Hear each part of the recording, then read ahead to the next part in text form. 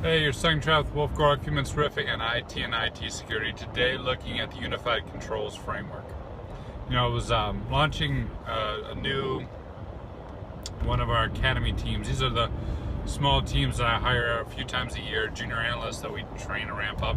And one of the things we started talking about was NIST and the CIS framework, and how there's could both have controls around time, right? So I was showing the NIST one, I showed the CIS. I mentioned that it's not necessarily covered in something like the Cloud Security Alliance framework, but still a good control to have. And that had me thinking, so oftentimes we have like 1,000,001 frameworks we need to align to NIST, and we got a PCI thing going on, and then we got some Cloud Security Alliance stuff going on, and then CIS comes in because we want to have good technical controls. And how do you align all those things up without having to maintain 1,000,001 different checks? Very frustrating. So a tip for you, if you haven't heard about it, check out the UCF, Unified Control Framework.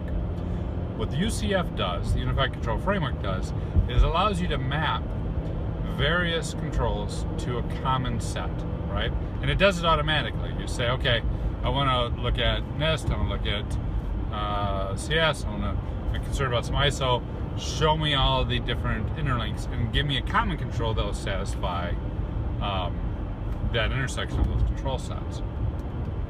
From that, you can define your individual controls. Now, in time, we're talking about things like simple NTP settings, having a time source all together, things like that.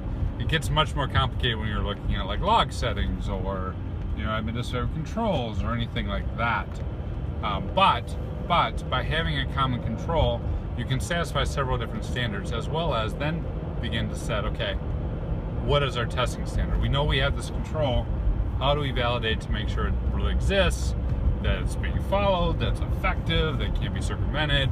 If it's a logging control or detector control, that someone's actually watching it. You don't just have a blinking box, that you have to have some blinking eyes behind it. So you start with UCF, pull in all your frameworks, you set up your technical testing. You win. Sounds easy. Usually not, but with UCF you can shave off a lot of time when you're trying to juggle a whole bunch of different priorities. So that's it. If you use UCF, what do you think? Comments, social media, hit me up.